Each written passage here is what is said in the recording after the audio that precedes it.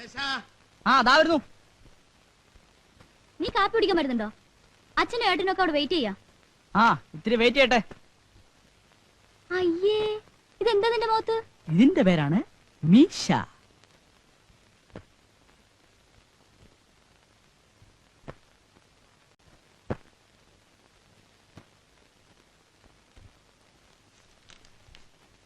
Mera.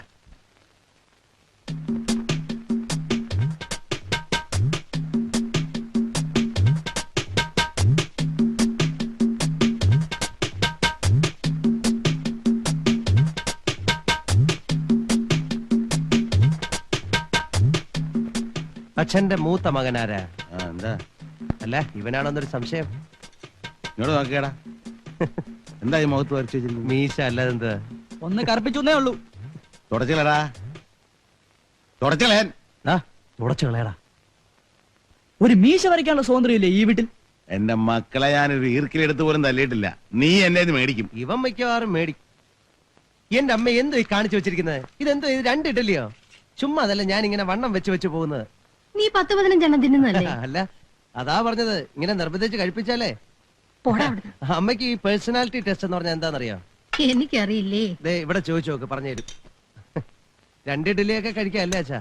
രാവിലെ 2 കഴിക്കാം, പിന്നെ ഒരു പഴവും ഉള്ള പാലും ആകാം. 2 മുട്ട, 4 ഏത്തപ്പഴം. ഒന്ന് മിണ്ടാണ്ട് കഴിച്ചിട്ട് ഒരു തമാശ പറയാനുള്ള സ്വാതന്ത്ര്യമില്ലേ? ഇല്ല, ഇവൻ മേടിക്കും. കഴിക്കേ.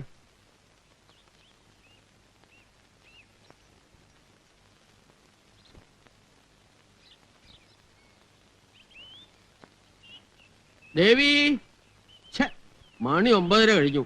വരണുണ്ടോ നീ? ഇവളുടെ കൂടെ പുറപ്പെടാൻ ഒരുങ്ങിയാൽ സെക്കൻഡ് ബെല്ല് അടിക്കാണ്ട് സ്കൂളിൽ എത്താൻ പറ്റില്ല. നീ ഇങ്ങനെ ഇരിക്കപ്പുറത്തില്ലാണ്ടായാലും എങ്ങനെയാ കൃഷ്ണ? ആ പെണ്ണെന്തെങ്കിലും കഴിക്കട്ടെ. ഓ കൃഷ്ണ, ഇങ്ങ് വന്നേ. ഇതാരുടെ പടാ?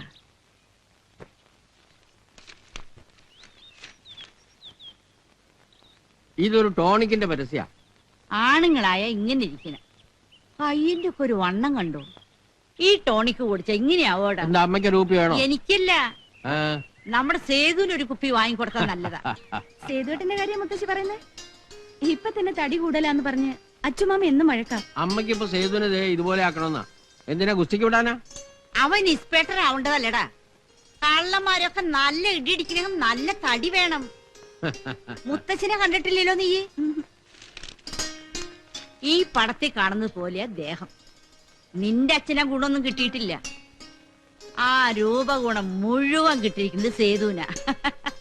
നീ പോരണ്ടോ അതോ അമ്മയുടെ പഴംപുരാണം കേട്ട് നിൽക്കണോ? മുത്തശ്ശി നേരായി, വൈകിട്ട് സ്കൂൾ വിട്ട് വന്നിട്ട് ബാക്കി കേൾക്കാം. പറഞ്ഞ് നാക്കെടുത്തില്ല. നിനക്ക് 100 ആയുസ. സേതുവേട്ടന്റെ ശരീരം നന്നാക്കാൻ ചില പുതിയ പരിപാടികളൊക്കെ ഇട്ടിരിക്കാം മുത്തശ്ശി. അത്ര കളിയാക്കണ്ടടി. ദേഹരക്ഷയെ കുറിച്ച് ഈ സ്കൂൾ വാദ്യാരന്മാർക്ക് വല്ല വിവരമുണ്ട് എന്റെ മുത്തശ്ശി? അങ്ങനെ കളിയാക്കാതെടാ ഞങ്ങള്. അയ്യോ, ഞാൻ അമ്മാവനല്ലേ പറഞ്ഞത്, ഇവളെ. പിന്നെ പോലീസുകാർക്കാ വലിയ വിവരം. അല്ല, ഇത്തിരി പോരം വരുന്ന പിള്ളേർക്ക് തറ പറ എന്ന് പഠിപ്പിക്കുന്ന നിനക്ക് 20,000 രൂപ കൈക്കൂലി കൊടുത്തില്ലായിരുന്നു കാണായിരുന്നു. ടീച്ചർ എന്ന് പറഞ്ഞ് ഗമാണിച്ചടക്കാൻ പറ്റുമായിരുന്നോ? പിന്നെ അപ്പൊ ഞാൻ TTC പാസ്സായതോ? അയ്യോ, TTC എന്ന് പറയുന്ന IAS അല്ലേ? ബോഡി എവിടുന്നു? കിണറ്റിൽ വെള്ളമില്ലാന്ന് കേട്ടല്ലോ, തീരെ പറ്റിയോ? ബക്കറ്റ് പൊങ്ങില്ല. ഓഹോ, വല്ല കാര്യമുണ്ടോ ഇതിന്റെ? ഇത്രയും വലിയ വീട് ഇവിടെ കിടക്കുമ്പോ വാടക വീട്ടിൽ പോയി താമസിക്കാം. നിന്റെ അമ്മയുടെ തറവാടല്ലേ ഇത്? നിന്റെ അച്ഛനോട് 100 വട്ടം പറഞ്ഞതാ. അഭിമാനമല്ല, ദുരഭിമാനം അതിന്റെ പേര്. വാടി മുത്തശ്ശി, നമുക്ക് നമ്മുടെ കാര്യങ്ങളിലേക്ക് കടക്കാം. ആ പത്രത്തിൽ കണ്ട മാതിരി ഇരിക്കണം നിന്റെ തടിയും മസിലും വണ്ണവും. അമ്മായിയുടെ കൈ കൊണ്ടുണ്ടാക്കണ പുട്ടിന് ഒരു പ്രത്യേക രുചിയാ. കുളൂസ് അടിക്കാതെ വേണമെങ്കിൽ കഴിച്ചിട്ട് പോ. രാവിലെ 2 കണ പുട്ടാ നിന്റെ മുത്തച്ഛന്റെ കണക്ക്. പിന്നതേ ഇത്രയും പോന്ന 2 നേന്ത്രപ്പഴം, ഒരു മുട്ട, 2 നാഴിപ്പാല്. ആണുങ്ങളായ അങ്ങനെ തിന്നും. അയ്യോ, ഇതെങ്ങനെ ദഹിക്കാ? അതാണ് കളരി അഭ്യാസത്തിന്റെ വിശേഷം. കല്ല് വിഴുങ്ങിയാലും വെള്ളം പോലെയാവും. ഒരു 10 ആള് വന്നാലും ഒറ്റയ്ക്ക് നിന്നടിക്കാം. ഒരിക്കൽ കാവുചേരി പൂരത്തിനൊരു തല്ലുണ്ടായി. ഒരു 10-30 മാപ്പിളന്മാര്. മുത്തശ്ശന് ഒറ്റയ്ക്ക്. ഓരോ അടി അടിച്ചുള്ളോ. വാഴ വെട്ടിയിടുന്ന പോലെയല്ല എല്ലാം വീണത്. ആ മുത്തച്ഛന്റെ രൂപവും ഗുണവും ഒക്കെ കിട്ടിയിരിക്കുന്നത് നിനക്കാ. അത് നീ മറക്കല്ലേ മോനെ.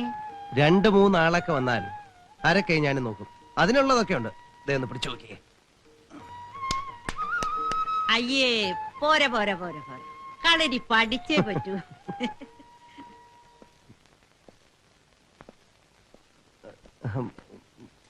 മുത്തശ്ശി കഴിക്കേ. മോൻ കഴി. അയ്യോ മുത്തശ്ശി കഴിക്കും. മുത്തശ്ശി നീ കഴിക്കടാ. മുത്തശ്ശി കഴിക്കേ. ഏ, അച്ഛൻ അച്ഛൻ. അതിനെന്താ മോൻ കഴി. അയ്യോ ഇതാ ഇത് കുറച്ചുകൂടെ എന്തോ നീ ഒഴിക്കട്ടെ. ചെറുക്കൻ കാണിക്കണേ. ദാ. നിനക്കല്ലേ വെച്ചിക്കുന്നു പറഞ്ഞേ. കഴിക്കുന്നീ. എന്താ എന്നെ കണ്ടിട്ടാ നിർത്തിയ? ഭക്ഷണം ചുരുക്കാൻ പറഞ്ഞ് നിനക്ക് ബുദ്ധിമുട്ടായല്ലേ? മുത്തശ്ശി നിർബന്ധിച്ചിട്ടാ. ഞാൻ പറഞ്ഞു വേണ്ടാന്ന്. എടാ നീ ചോദിച്ചിട്ടില്ലേ തന്നത്? എന്തൊരു കള്ളനാ നീ. നീ നിന്റെ ഇഷ്ടത്തിന് കഴിച്ചോ. വിശന്നിരുന്ന് ശരീരം ചുരുക്കണ്ട. അച്ഛൻ ക്ഷമിക്കണം. ഞാൻ ശരിക്ക് കൺട്രോൾ ചെയ്തോളാം. ആഹാ, നീ അത് സീരിയസ് ആക്കിയോ? തെമ്മാടി. എടാ, പാലിക്കാൻ പറ്റാത്ത ഒരു കാര്യത്തിനും വാക്ക് പറയരുത്. ഇതുപോലെ ചമ്മണ്ടി വരും. ആഹാ, ഇതാണോ കാര്യം? ഞാൻ വിചാരിച്ചു വല്ല ആനക്കാര്യമായിരിക്കുന്നു. ഒന്നുമില്ല. പക്ഷെ മനസ്സിനൊരു വിഷമം. അച്ഛനെ വിഡ്ഢിയാക്കിയ പോലെയോ കളിയാക്കിയ പോലെയോ ഒക്കെ ഒരു തോന്നൽ. മൂപ്പരുടെ ഒരു ചിരിയുണ്ട്. അതാ നമ്മളെ തളർത്തി കളയുന്നത്. നീ ഒരു തൊട്ടാവാടിയാ. നീ കാണിക്കുന്ന സീരിയസ്നെസ് ഒന്നും അച്ഛന് തോന്നി കാണൂല. 2 ചീത്ത പറഞ്ഞൊന്നും തോന്നില്ലായിരുന്നു. അതൊക്കെ എന്താ രണ്ടാളും കൂടെ ഒരു ഗൂഢാലോചന? വല്ല വേണ്ടാതിനെ ഒപ്പിക്കാനാണോ?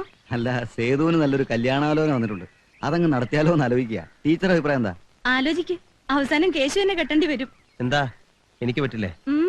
ഈ മൂപ്പരെ എനിക്ക് അറിഞ്ഞൂടെ?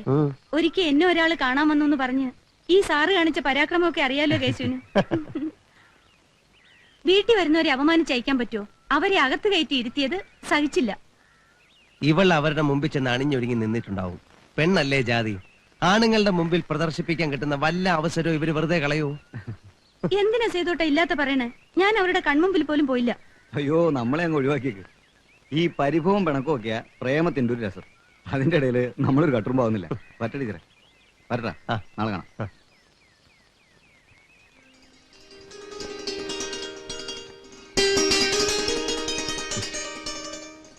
വാ ഇങ്ങോട്ടിരിക്കേ. ഞാനില്ല, വെറുതെ നാട്ടുകാരെ കൊണ്ട് പറയിപ്പിക്കാൻ. വാ വീട്ടിലേക്ക് പോ. ഓ, വീട്ടിൽ വന്നാ പിന്നെ വലിയ കാര്യായി. കണ്ണ് നിറച്ചൊന്ന് കാണാൻ കിട്ടുമോ? 3 വശത്ത് കത്തിയായിട്ട് നിൽക്കല്ലേ അറക്കാൻ. നിന്റെ അച്ഛന്റെ വക സാരോപദേശം, മുത്തച്ഛൻ ചട്ടമ്പിയായി നടന്നിരുന്ന കഥ വേറൊരു ഭാഗത്ത്, പിന്നെ നിന്റെ അമ്മയുടെ വക വേറെ. വരണുണ്ടെങ്കി വാ. ആ വന്നേക്കാം. അത്രയും ദൂരം ഒരുമിച്ച് സംസാരിക്കെങ്കിലും ചെയ്യാലോ. സേതുട്ടാ, ആ ദാ വായനശാല എല്ലാരും കാത്തിരിക്കുക. ഇന്ന് മീറ്റിംഗ് ഉള്ള കാര്യം മറന്നോ? ആ നീ പൊയ്ക്കോ, ഞാൻ വന്നേക്കാം. അത്യാവശ്യമായിട്ട് ചെല്ലാൻ പറഞ്ഞു.